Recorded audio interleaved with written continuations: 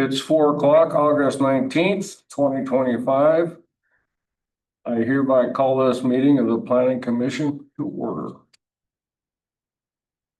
Staff, you take roll call, please. Commissioner Richard Lomsdale is excused. Commissioner Bob Howard. Here. Commissioner John Graver. Commissioner Dana Allen. Here. Commissioner Ann Mormon. Here. Commissioner Robert Bailey. Here. And Commissioner Christopher Lay. Here.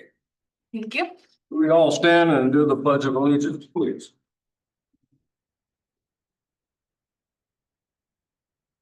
I pledge allegiance to the flag of the United States of America and to the republic for which it stands, one nation, under God, indivisible, with liberty and justice for all.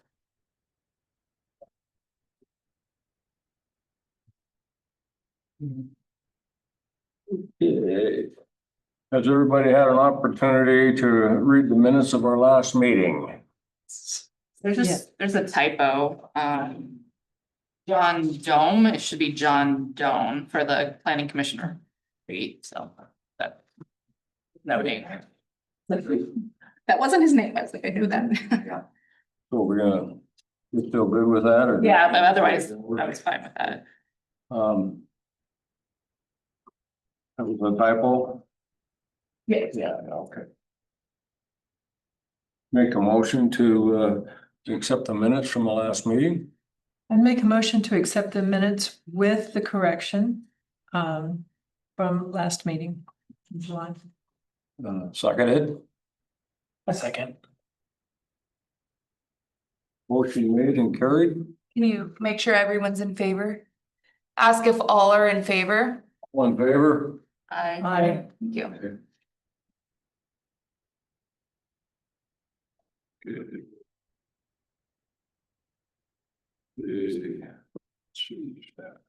City staff, communications. Do we have any communications? So with your permission, we'd like to move our communications until after the presentation by Ryan. He's on a super tight timeline. He has a 5 o'clock meeting with the city of Buckley. So Okay. Well, Oh, boy, A long way. speed. Well, it'll be a Zoom meeting for me, but I still have to be Okay. somewhere else. one more little thing here, Ryan, first, just to public comments, but I don't think we're gonna have any. Cool. Okay, well then, moving forward, do you have any public comments? Anybody? I think so. Okay. There are none. We'll move to unfinished business. Do we have any unfinished business? That's either an all or nothing question, or this is unfinished, but nothing. Comprehensive. We'll keep moving on. Okay, under new business. Item A, overview of transportation element by SCJ Alliance. Yeah, just a quick little intro. So we've been working with SCJ Alliance on the update just of the transportation element, the transportation chapter of the comp plan.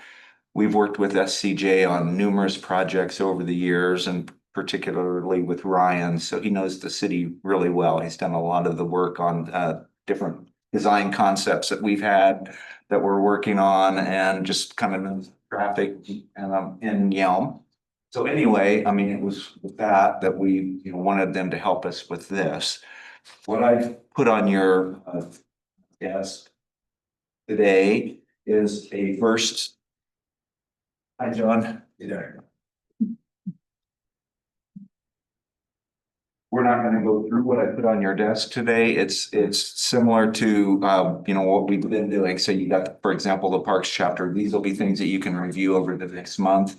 Ryan's not really gonna get into any detail about what's in there. He's gonna just give you an overview of some of the things we've been working on, particularly like that stuff. So, just to kind of get our feet in the water, and I'll let Ryan take it from there. Yeah, thanks, Gary. So as he said, we've kind of got a draft of the element. And I'll just quickly note that we have a much more technically robust report that kind of backs up the element that you've been given. So we've tried to simplify the element to graphics and details that are more public facing, but the technical work is also going to be provided as an attachment. Today, I wanted to highlight some of the overall findings. So I want to, if you can jump into the next slide, Andrew.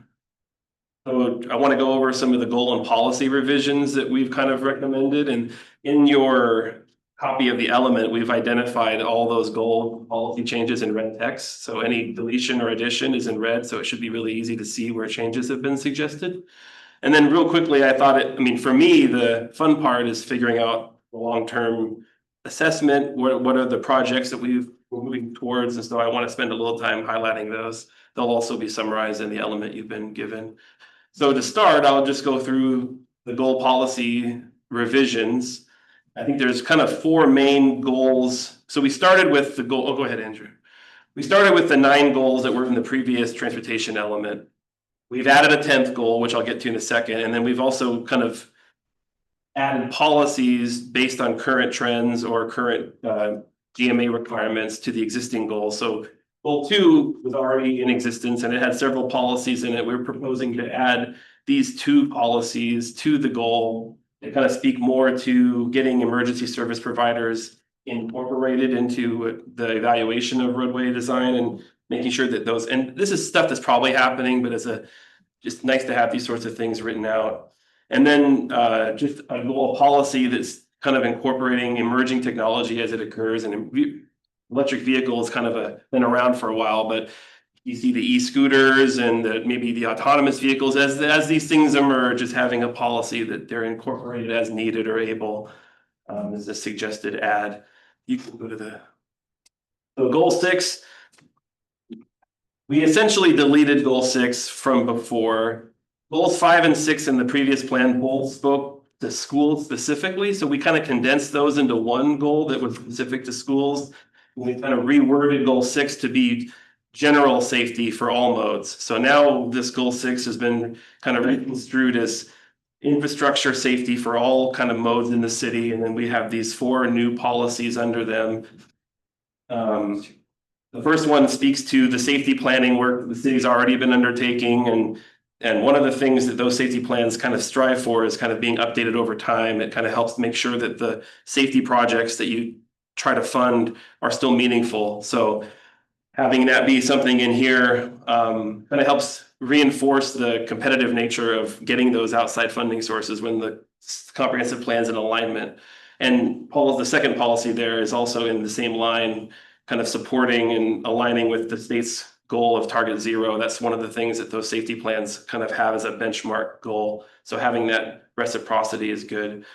And then just kind of talking about ensuring that there's safety for all modes.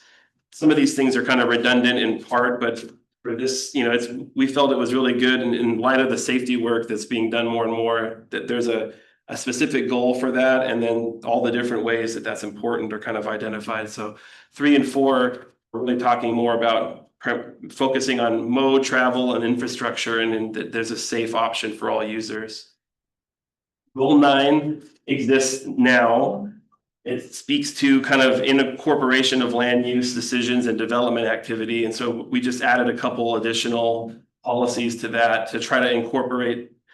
In policy 3, it's a little specific, but as we were looking at the development potential of the east side of the city, thinking about the needs of those roads, maybe changing in classification as volume activity increases, we want to be sure that that's a direct consideration as that development occurs. And then the 4th one, and we'll get to this a little later, but in terms of building out bicycle network for the city, especially as an alternate loop to the main busy roads, we wanted it to have a specific call out that's considered when additional subdivision development occurs, to kind of look specifically at that connectivity for bikes and how those residences can get to the bike network. And then goal 10 is new, and it speaks to the kind of bike and ped facilities. And this is something that's kind of newer in GMA. It's not like bike and ped analysis isn't new, but the newer GMA requirements are putting more of a focus on cities looking at that and finding ways to assess and promote improvements. And so this goal kind of satisfies that requirement and just speaks to trying to provide appropriate, meaningful, and safe options for all the different types of modes. Bike, ped, and transit kind of being the ones that traditionally haven't been as focused on. And then, policy, and then also talking about making sure that the vehicles are aware that there's a lot of presence, understanding between vehicles and those other modes. That's often a source of where safety problems arise, is if you're not aware of those modes next to you. And promoting these facilities where there's kind of attractive, like parks, the schools, activity centers.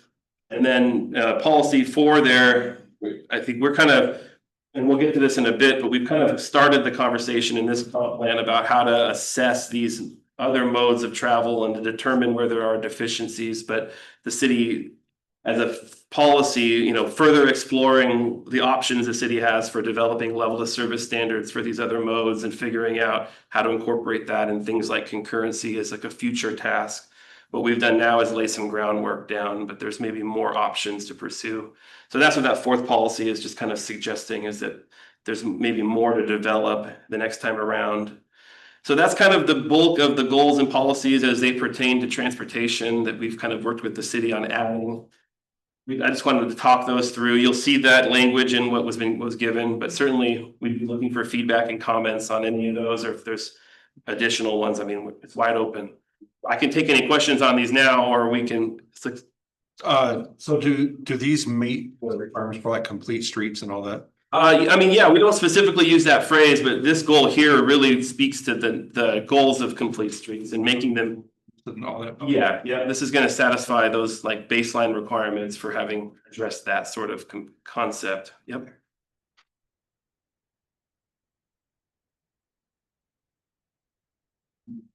I'll throw out something that, I've spoken to Gary about this a bit, but we have people on the council that are focused on like bicycle trails. That's my thing under parks. But we don't have a subcommittee or a small group that's really focused on transportation in general, which would address some of these as they go forward. And so that's something that I'd like for us to consider, not in this meeting, but as we go forward, is to put forward a subcommittee that's actually focused on this. And it's not a surprise to Gary. I've been talking to Gary about it, but to let the rest of the council know that that's just. Pretty sure that's in your like rules, procedure, conduct of business that you can do that. We can So do that's that. really the choice. Right.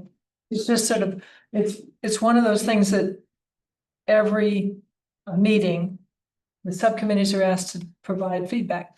Well, I can provide feedback because I have meetings with the Parks Board and with the new work on the trails and such. But we don't have a subcommittee that's really dealing with transportation. So that's, given this and given this new possibility of the goal, I think that's would be an excellent thing to look at. So not today to vote on a motion, but to consider it, and maybe I'll talk to Robert for a while and get something pulled together.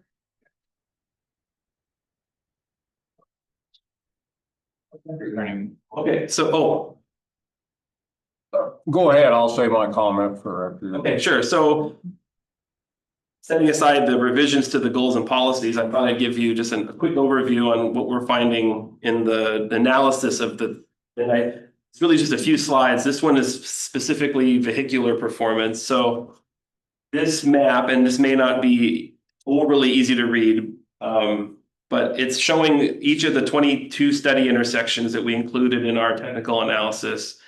It's essentially all the controlled intersections and a lot of the other meaningful ones across the city. And this shows the 2050 projected performance after we've implemented some of the projects that the city's already been tracking. So for instance, this assumes that the Elm Loop is complete. So over on Walmart Boulevard, you'll see the 2 green circles. Those are both roundabouts. They perform quite well in this long-term horizon. It also assumes either a signal or a roundabout at Longmire, which the city's actively working on designing, as well as the Bald Hill Road roundabout.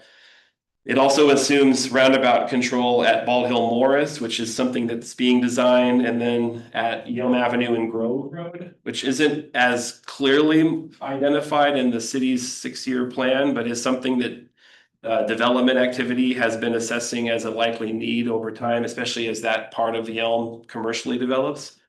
So the goal on a map like this is to show that everything's yellow or green. There are still some reds.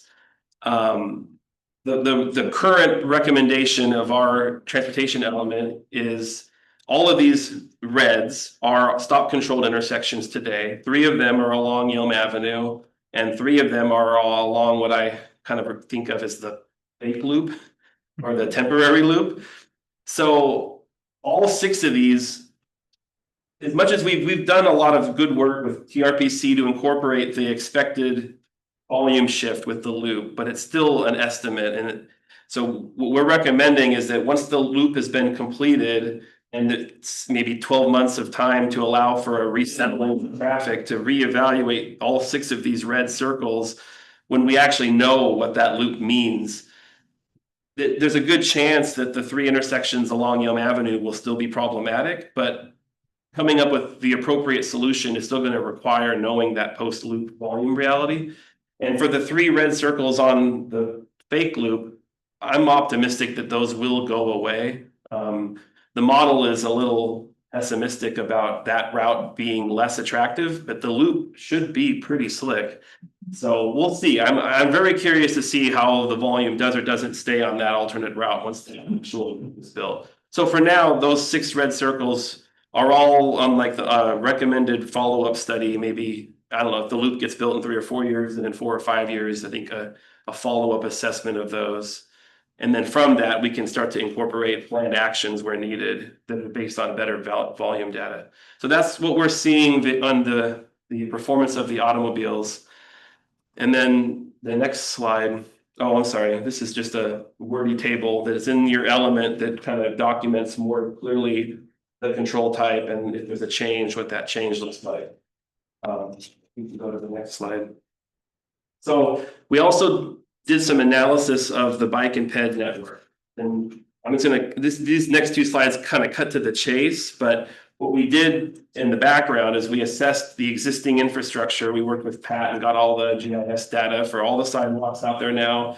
We did a fairly high level of stress analysis, which considers things like roadway speed, barrier or not barrier between the sidewalk and the road, and then to a degree, the volume of traffic. And then from that, we kind of identified areas in the city that had a high level of stress for the pedestrian user. Obviously, the lack of a facility is a kind of an instant high stress condition. And then from that, we talked with Gary about, okay, there's lots of spots that don't have sidewalk or that are maybe high stress locations. What do we want to focus on here? And so we kind of looked at filling gaps. So if there's small pockets of empty space, and it's going to be hard to see on that screen, but maybe in the graphic that's included, the blue lines indicate existing sidewalks, but the dashed blue, the solid blue is existing, the dashed blue indicates proposed sidewalk project. So a lot of those north-south roads on the north side of Yelm Avenue, there's a couple of them that have missing pockets of sidewalk. I can't tell from where I'm looking, but there's an alternating solid dash going on there. We also looked at destinations, making sure there's nice, safe, low stress opportunities to get to parks and schools, and where were some gaps in that. So this map is showing kind of the recommended prioritization of where we should be building out better sidewalk facilities. We kind of coded it by paved trails and by traditional sidewalks. Obviously, the loop has a nice trail, and the Yelm to Nino trail is great. So there's already a couple of those, and we show the loop as a planned improvement because it's already imminent, but it's not there today. We focused a lot on trying to make sure that that paved trail along the loop has multiple access points to the city's sidewalk system. So one of the areas that we prioritized was like all along Railway and Canal, kind of reaching over to those new neighborhoods, to that park, and to get access to that paved trail on the loop. In terms of like more meaningful segments of sidewalk, that's where a lot of those landed. And then just kind of maybe completing a little bit along Yelm Avenue. I know like between Ball Hill and Walmart, there's not a lot of facility there on Yelm Avenue, so a lot of that should happen as development occurs, but still, that's on here as well as a location to prioritize. So this is something that we certainly want your thoughts on. If there's spots that you're surprised we don't have on here, or if there's spots you're not sure would be as important, certainly those are that's feedback we'd want to hear. But that was the thinking behind kind of how we came up with this graphic, which kind of lays out what we'd like a 2050 reality to be. And then the next slide is that we did a very similar exercise for bikes. The big difference between peds and bikes is that you generally want to accommodate peds everywhere.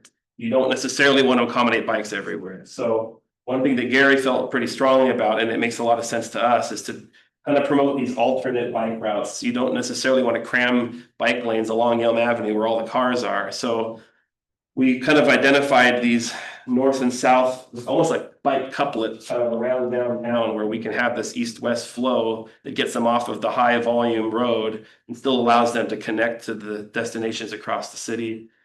We also, similar to the pedestrians, we wanted to encourage connections to the paved trail along the loop.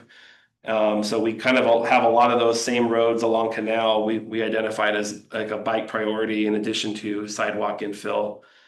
But we really wanted to try to make sure there was a route that got you from to most places in the city. And then also consider the locations of schools and parks to make sure those were easily accessible. And so this is kind of the long-term vision for what we would like to see happen in Yelm for bike accommodation. And similar to the pedestrian map, we welcome any feedback. And in the technical report, which I don't think has been made available, there's a lot more discussion of the stress analysis, what the existing infrastructure looks like, where we found deficiencies, and then this is kind of the cherry on top of that, where the element really just includes the findings. I think we also showed the existing facilities and the existing conditions, but it was a challenge to figure out how much of the technical work that I am so heavily involved in should actually be in the comp plan, because it can be a glaze moment for lots of readers. But anyway, that's kind of what I had to speak to today. This is the last slide. I'm happy to take any questions if there are any now. Like Gary said, this is a 30-day period to look this over, so it doesn't have to be today, but. There's two that I want to make. Sure. One is on your map there, where you've got the Northern Pacific Road Northwest and the Prairie Line Trail. Prairie Line Trail goes along the lower edge of that until you come close to Yelm Avenue. And what's awkward about that map is it shows that there's a continuation. And there are several breaks that go across major interchanges of traffic, both on the loop. It's not a loop now, but the loop that's being used off of Cullens. Yes. And across Yelm Avenue. And so. So you're thinking maybe highlighting striped crossings for that, not imply this is a dedicated. Yeah. Dedicated, Yeah. there are major, very dangerous intersections. Of course, since I'm trail oriented, I ride the trails, and there are two major intersections that are difficult, and I'll mark those and give them to you. Yeah, no, I think that's a great idea. The impression that this gives is that there's a continuation. Yes. And there are not. Yeah. There's some major breaks, and at each break there are, it's dangerous because it's across multiple high usage roads. Unfortunately, it's sort of the high usage road. Yeah, and the avenue is kind of inevitable, but certainly the hope, as I said earlier, my hope is that the fake loop really diminishes in volume when Usually. but not to say we don't look at it in the short term, but Not to get to school. That's part of the problem. Yeah. There's anyway. yeah, no, that's a great comment. I think that's an easy add to highlight where there's major crossings along these paved trails, so it's not misconstrued as a free run the whole way. The other thing that I think it'd be helpful that we have on here is what are the access points to the trails that go across? Because it implies by the loop that's going to be there, that there's access to that loop trail from everywhere that's north and everywhere that's up on the upper side of UGA that's above the loop. And Miss Lolly Pines that's up there on the north, and there are no access points at this point that are planned. And that's one thing I'm very adamant about getting into that we have equal access across all of that there are access points all the way through. I noted for the new development that's coming in on Railway, there are 2 access points that have been put into Fairline Trail from that development, which is wonderful. But for all of the population that lives where Bob and I live, there are no access points. There's no way to get there. You can't get there from here.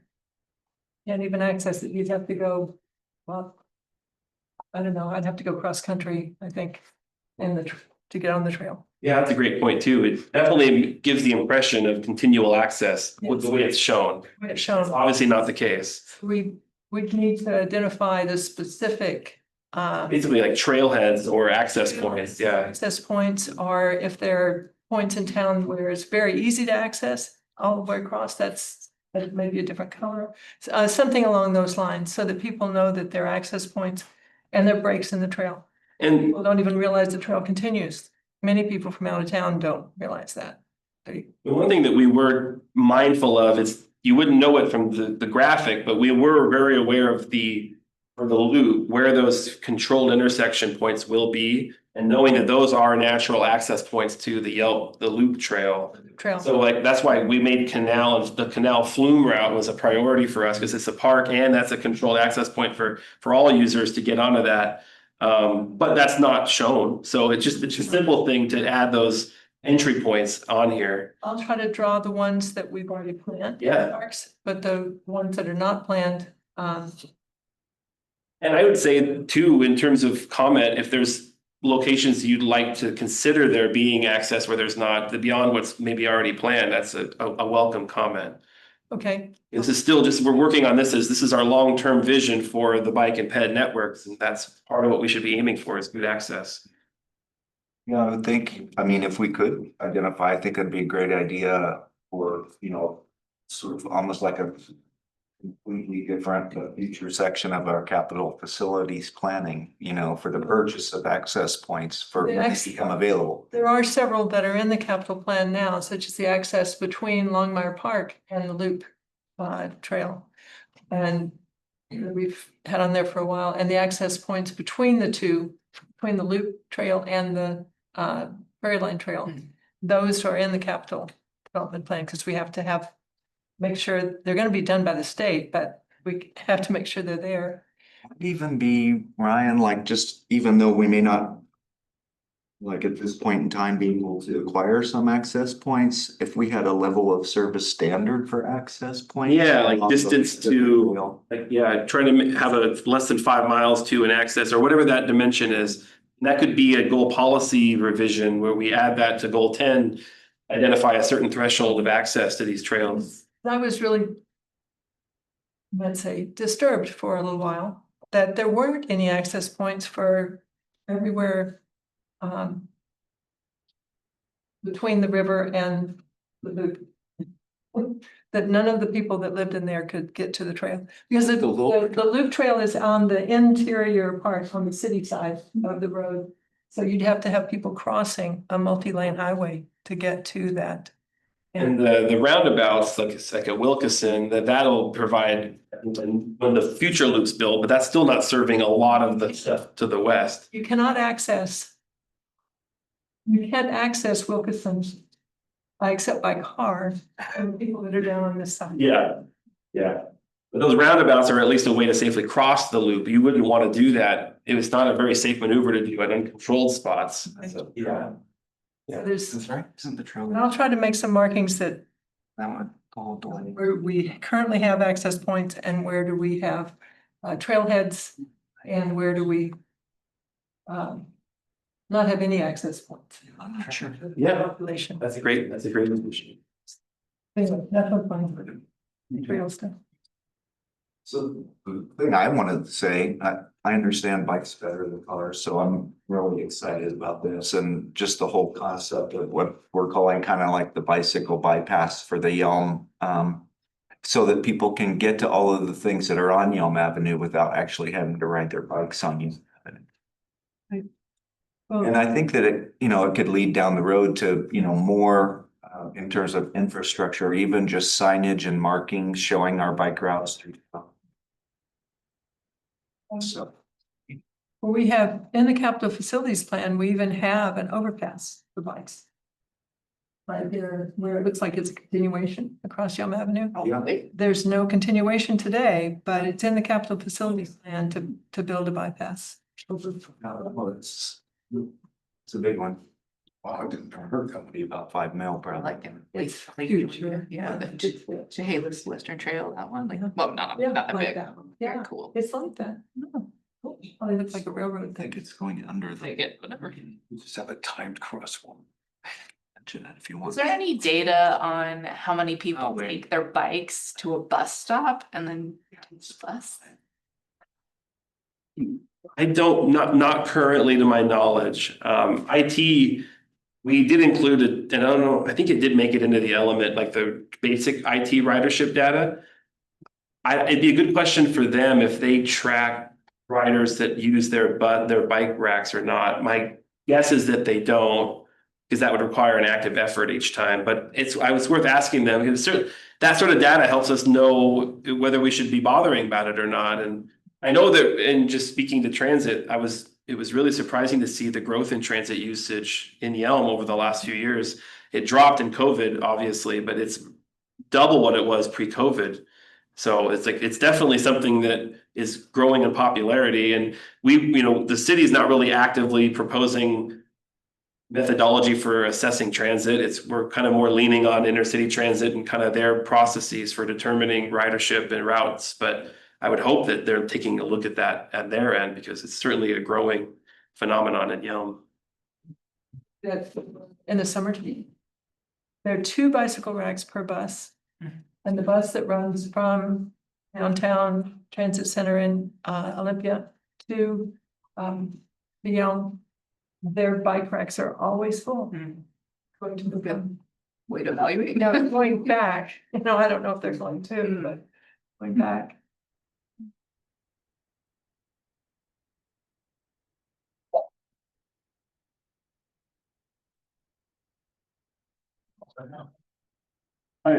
This is probably more of a comment, but,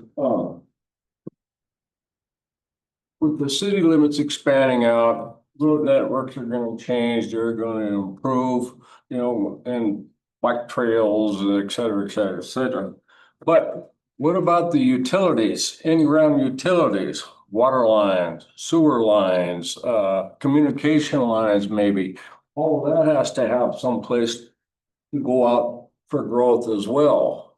So when you're figuring out these roads and the networking, et cetera, is there a provision in there so that's included, not included?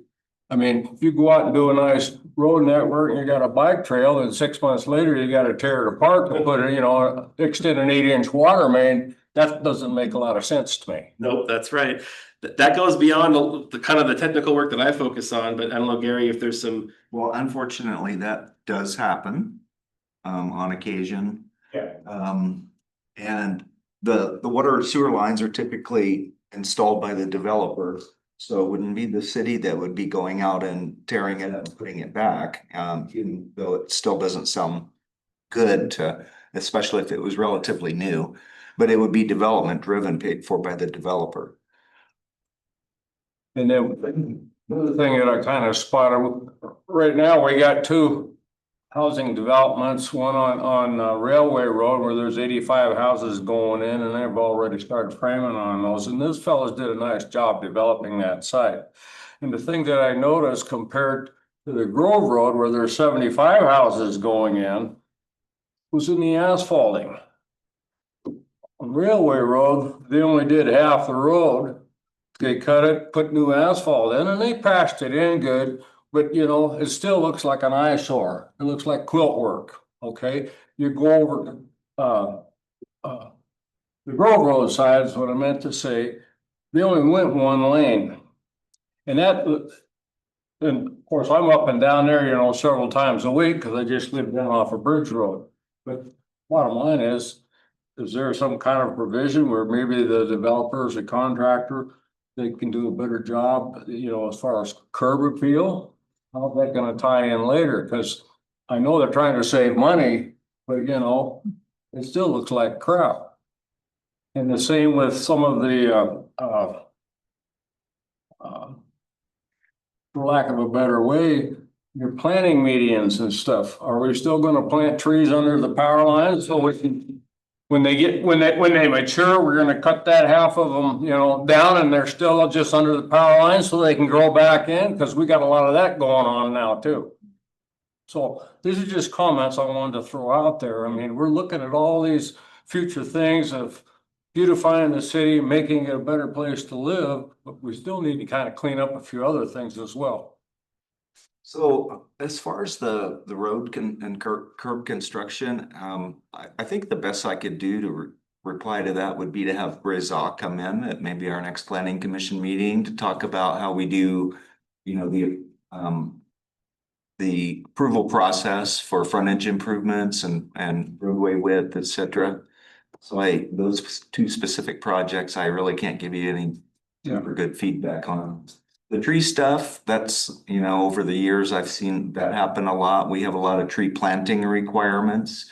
You see codes running into other codes and developments coming along that, you know, the best made plans, all of a sudden. Maybe we can put in low growing shrubbery and. I mean, a lot of times we require trees to be left and then we build things around them that turn them into danger trees. So they have to, you know, that's kind of an ongoing constant battle. But I mean, I guess all in all, I think that our tree planting requirements do make the city look better.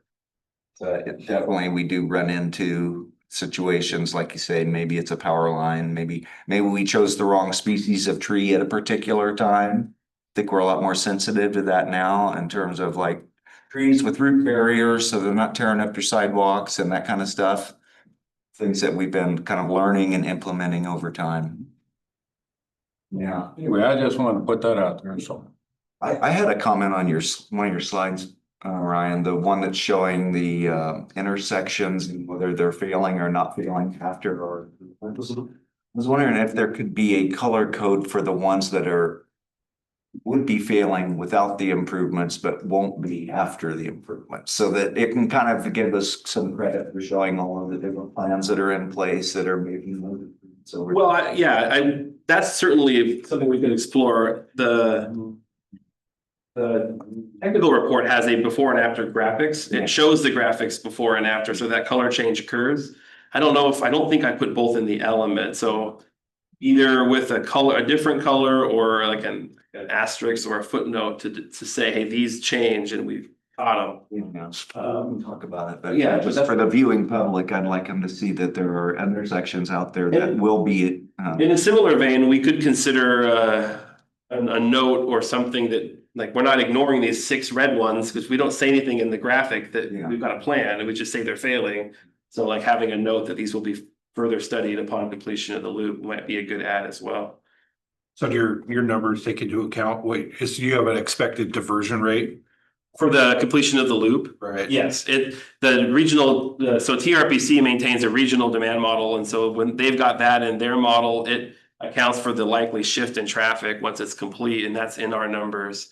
It's still just it's still a 30-year, 25-year projection, and so there's still growth occurring on the other roads, and some of that is based on the land use intensities rising, so the volumes are still not going down, but they are going down more. They're lower than they would be otherwise, so that's part of it's hard to, even though it's the best guess we can make, and the TRPC model is, you know, about as good as they come as far as projecting out growth. It's still an estimate, and driver behavior is always an inexact science. So I think for practical purposes, it's better to just see what that reassignment is than just base our recommendations on what it might be. For those areas where the action may or may not even be needed is why we really want to try to wait. But yes, for sure, there is an assumed reassignment happening in our numbers for that loop. And it's just a question of, is that the right amount of reassignment or will it be more or less?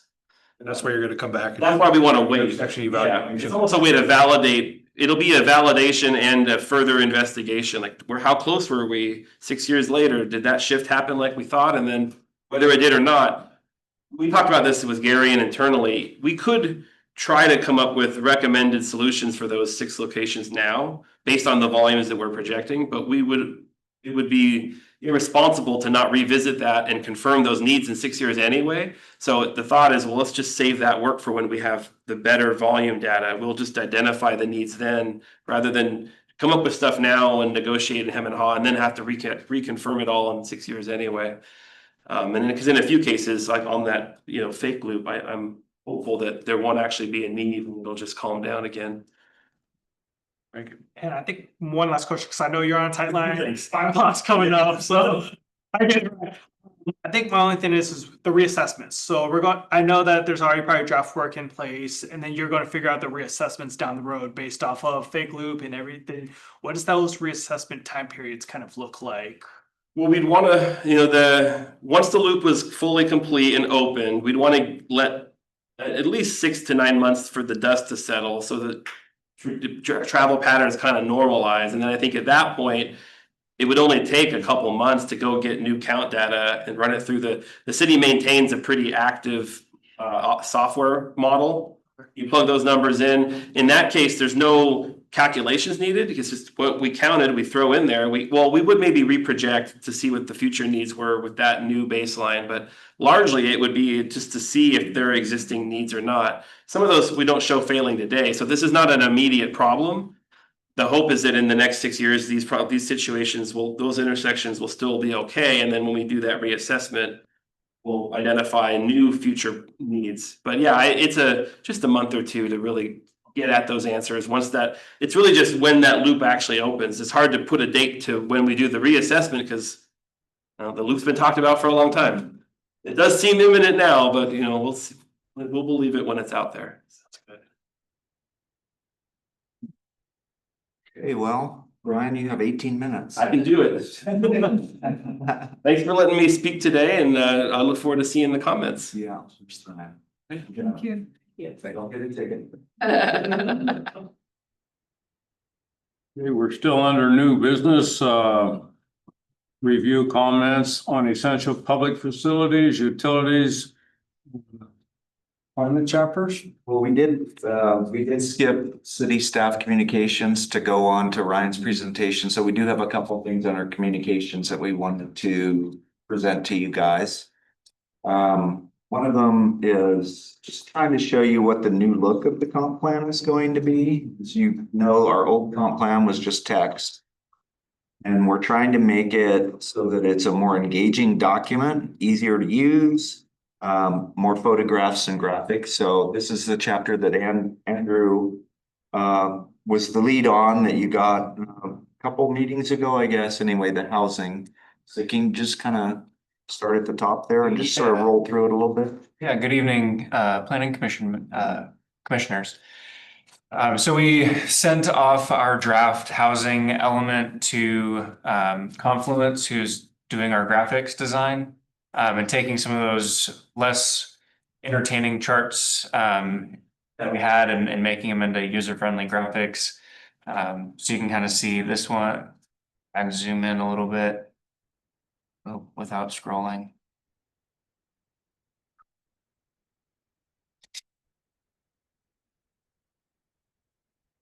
That one's a scroll. But here's one graphic that just shows the number of renter households as compared to the number of affordable rental units.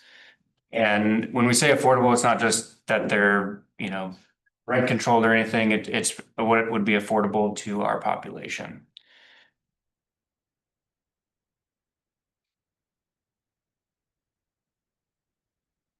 So anyway, they're all out here. This is another big one, is the amount of housing units that we're counted in 2020 versus what is needed in 2045. And the whole chapter can be viewed now right now, the housing element's posted, but the other ones are being posted to our website currently, which I'll show you. Show a few pictures first.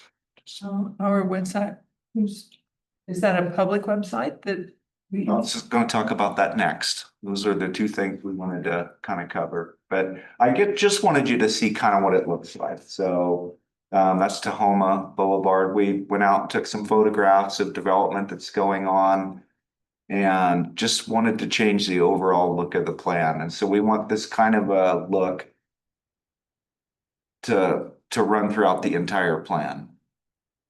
Much more appealing. Yeah, I hope it will be. I think it could be more engaging. People will see photos of places they recognize in town and other things that just kind of draw them in. Yeah, show them there we go. So that's how the chapters will sort of look, from one chapter to the next, theme wise. So we're gathering up pictures. If you have any great pictures that you want to see in the comp plan, parks, I've taken plenty of pictures of parks, but we've got capital facilities and essential public facilities and just going around town and taking photographs and trying to get them incorporated. So if Andrew could show you the next piece, which is, can you go to the main page first? Yes. So we have a new website, as I think all may know by now. This is the main page of the city's website. And at the bottom there, you see those white tabs. And last week, because it is new, they're doing a lot of work on the website, but we got a tab down at the bottom to take you to the 2025 comprehensive plan update. So this would be the page now, if you go to our website, that you will be directed to. And again, this is only a few days old, but all of the draft chapters that you guys are getting, we're going to be loading them onto this website for the public and for you guys. And we're going to load them in iterations. So for example, housing, we will put it up there as draft 1. If we make changes, we won't remove it, but we'll put draft 2 up there so people can kind of see what's happening as we go through the updates. There's one more thing on there. If you scroll up a little bit, Andrew, it's inviting folks to take a survey for the transportation issues in Yelm. There's a link there. Can you click the link?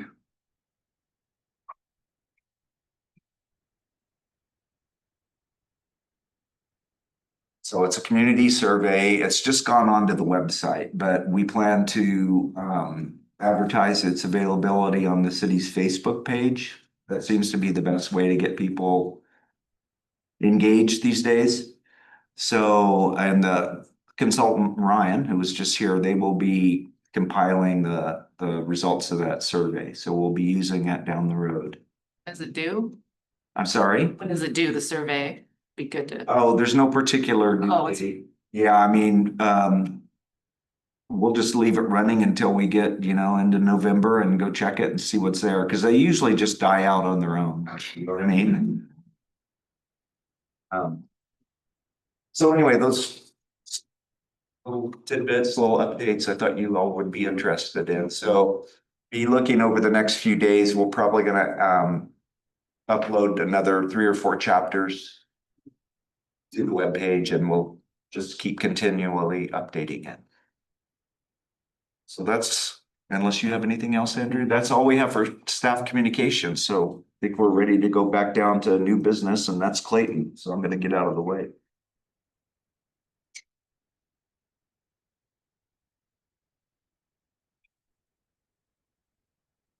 Hello, planning commissioners.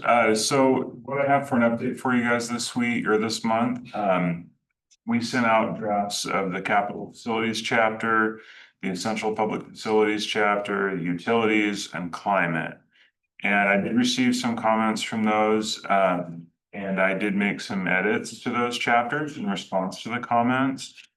I wasn't planning to go through those comments individually right now, but if you later today or in the next month, have any further thoughts, feel free to send them my way.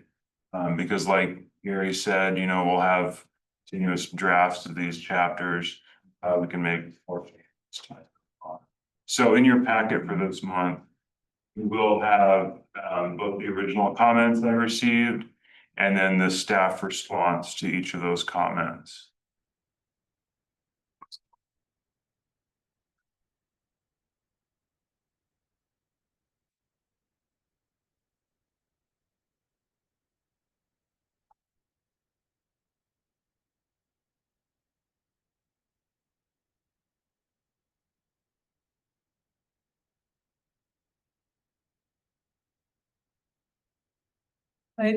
Yes. I keep speaking up, but there's one comment that we had in policy 1.6 of the essential public facilities chapter. And on some of our zoning maps and some of the maps that we're looking at for the what the zones are and how they're changing, possibly with we've got some industrial that's being changed to residential and that type of thing. We have in the past shown green space or park green space in as a portion of the where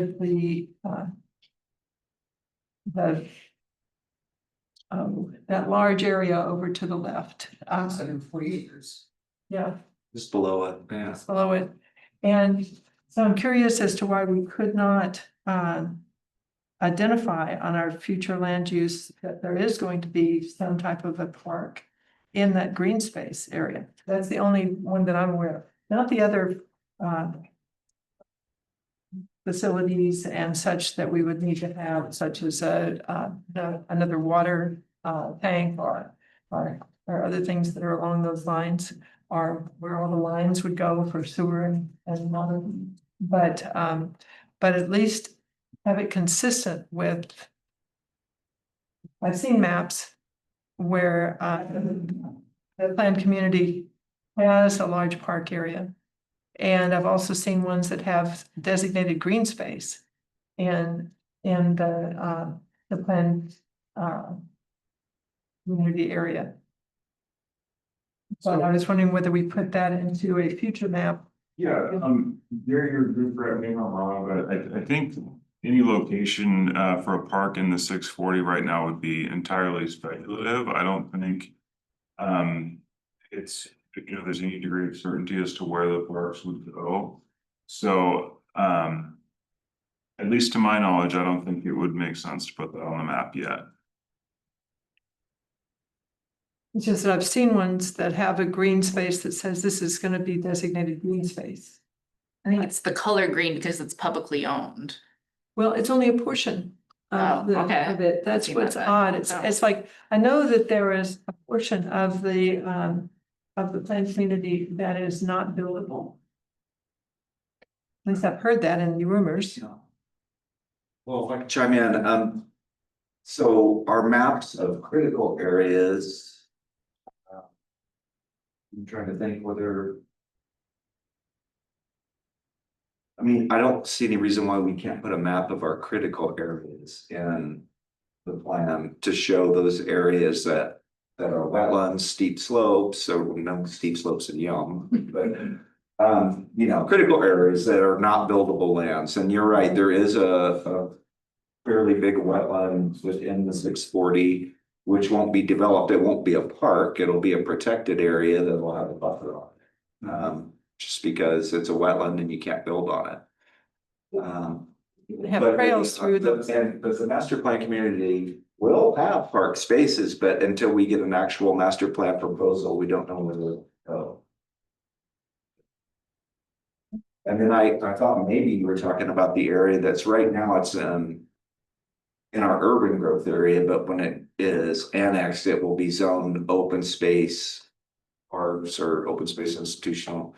But it's private land, so we don't know exactly what's gonna happen with it. It's not in the city's ownership. I wasn't referring to that. I was referring to the master plan community that's, that I just recall, I can't bring up the maps Yeah. that in my mental image of them, but I've seen them now more frequently where there's this green space and I ask, well, what is that? Well, it's wetlands or unbuildable area. And so then it's marked parks or green space. I mean, we do have easy access to, we call them critical areas maps, but it would be streams and wetlands primarily. And we could depict those on a map easily. We get them right off Thurston Geodata.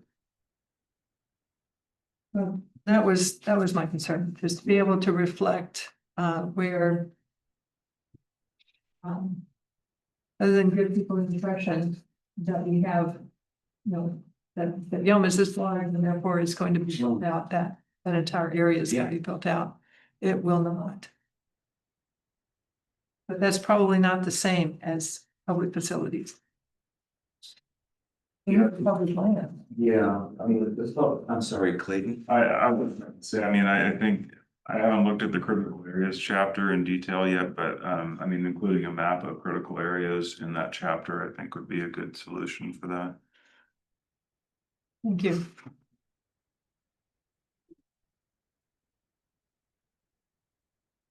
we have any other new business? Just one, with the parks. How do we write here? Parks element with Parks Committee feedback. Okay. So we gave the Parks and Recreation chapter to the Park Committee for initial review. And attached in your packet is the element how it is or was adopted previously in 2017 with comments that are representative from the Parks Committee. So we would love to have the Planning Commission feedback on that element, the Parks and Recreation element, at least 1 week prior to our next Planning Commission meeting, so we can attach those to the packet and you can all review each other's comments. Yeah, and I'll just add, obviously, we gave you also the transportation chapter, so there are really 2 chapters that you could go through and basically, again, a week before the next meeting, if you do have comments and could get them to us, that'd be good, because then we could share them or respond to them if we need to. And that's about it. We've gone through all but I think one more chapter. Which would be the critical areas environmental protection chapter. So once we've gone through all of them, we'll take, and we're posting everything. We will compile them into a document and we're gonna have another bite at the apple. Still trying to nail down when we have at least one big workshop to go over it. But at that time, hopefully everybody will have gone through every chapter individually and then we can go through the document as a whole. That's all we have for new business. Hey, Was there a recap from the retreat, the commission retreat? I know John Doan said he was gonna collect our priorities. I know he's working on that and I'll probably get it pretty soon. And when I do get it, I will just send it out sort of, you know, between now and the next meeting as opposed to waiting until the next meeting. Yeah. hey, moving forward, public hearings, there's none. Subcommittee reports. Okay. On parks, we have, the bid has gone out and the construction has been, let's see, there's several steps in the approval process, but I believe it's gone to council and the mayor to approve that we are going to move forward. And with the trail, the Young Prairie Line Trail will go across the bridge. And they're currently getting all of the things ready to, all the materials ready to be able to do that. Basically, it's laying down pre-cast concrete planks across the rails. And that the rails are still on the bridge that's out there across. If you go to the end of Prairie Line Trail, as it is now, you'll be able to see through the weeds that there's a railroad bridge and there are railroad tracks across it. There will be these precast concrete planks that are big pallets actually, that are going to be set on top of the rails, as well as barriers that you see through, but barriers that you can no longer jump off the bridge, nor can children that are young just fall off the bridge as they go across. I don't know the exact means of closing off the bridge to the trail that's going to continue to Roy, but that's another phase. So we'll go at this stage with some viewpoints and information for people about, being able to look out across the Nisqually River. It may be the first time that many people in this city have seen the Nisqually other than drive across it. But it's a really beautiful section where there's a huge curve in the river. And be able to see all kinds of good things there. Anyway, it should be finished by the end of September. And we're hoping to have an opening, some type of an opening day. I guess they'll be up to when we do that. Probably after.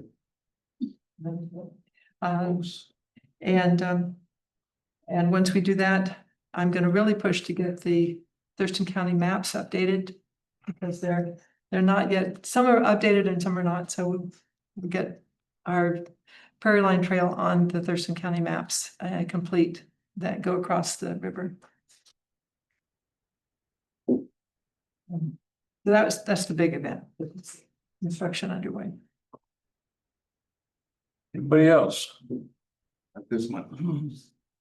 All right, then does anybody want to make a motion for adjournment? I'll second. Been moved We need a first. to We need a adjourn, first. And the meeting is. You have to have. I'll motion. I'll motion. Got it. And John said. Second.